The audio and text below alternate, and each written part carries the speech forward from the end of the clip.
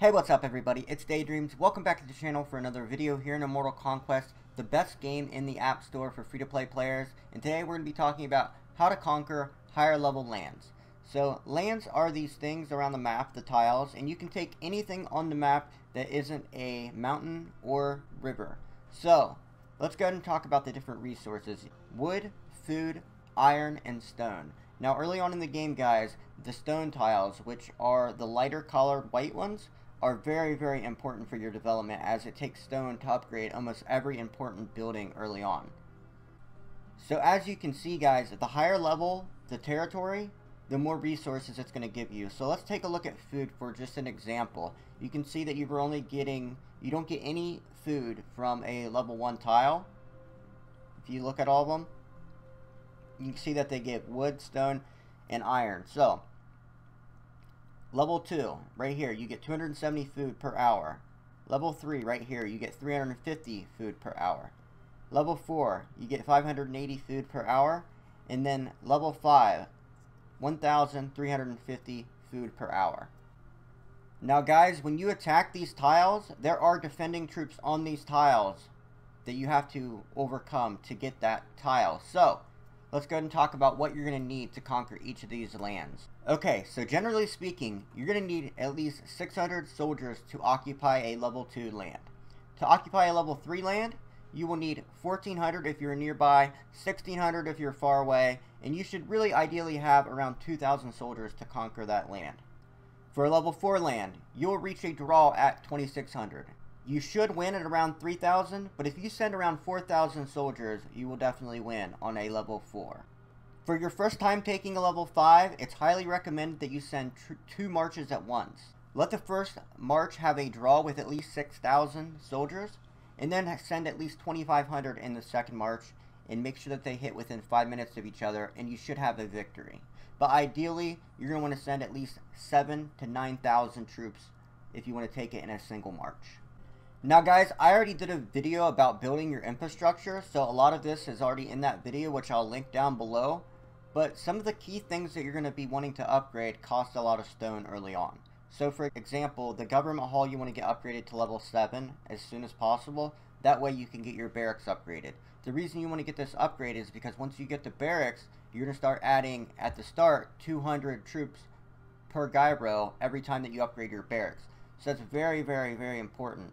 So that way you're going to be able to take the higher level lands, get more resources, and get more influence. Next thing I want to talk to you about is the distance and how it gets harder for each distance. So right here, let's head attack here. So let's just send this for instance. You can see distance 2 tiles. So enemy soldiers plus 6%. Now let's go ahead and find something kind of further away. We'll go ahead and click attack. We'll send the same gyro. And you can see here that the distance is 9.2 and the enemy soldiers is plus 27% attack. So the further away it is, the more soldiers are going to get added to the tile. So what you can do to combat that, let's go down here, is you can build these things called forts. That's not a good one. Let me find one where I'm taking tiles. So for instance, right here, you can see I built my fort, so that way I'm closer to the tile. So now when I go to attack the tile, I'll just type explore. Well, I don't have anyone in the building, so that's not going to work. But you can see what I mean. You build these forts. They take 4 hours to build, and they do not cost that much to build. They cost some of your orders, which you get a new order every hour. So basically, you can save on your conscription time and healing time by building these forts further away. And this is something you're going to have to do. You're going to have to build a lot of forts all over the map, so that way you can get more of these higher level lands. And like I said earlier, you'll be dropping the lower level lands as you start picking up on these higher level lands. For instance, right now, I've now just dropped all my forests, so I'm going to start dropping level 5 lands. The next reason conquering higher level lands is so important, everybody, is that you can go here and press harvest. When you go to press harvest, early on, you should have one of your marches just for harvesting. For instance, this march right here, I can harvest with, and you can see that gives me so many resources, 36,000 stone, and any bordering territories, it'll give me a little bit of those resources too. For instance, 3,200 iron. So you want to try to get lands that are clumped up together, that way you get extra resources while you're harvesting. And early on, you're mostly going to be wanting to harvest stone, because that's what you're going to be most short on. This costs 3 of your orders every time that you do it. Once you're able to take a level 6 land, guys, you can put tiles around it, and once you have 9 tiles with a level 6 in the middle, you can build something called a subcity bank. So just to be more clear about building a bank, when you create your subcity, all you do is put your level 6 in the middle. So like I'm doing right now, I have my level 6 land in the middle, and then I take the adjacent 8 tiles around it. So you'll have 9 tiles in total. And then once you're ready, you just go to build, and you build your subcity. Just like this.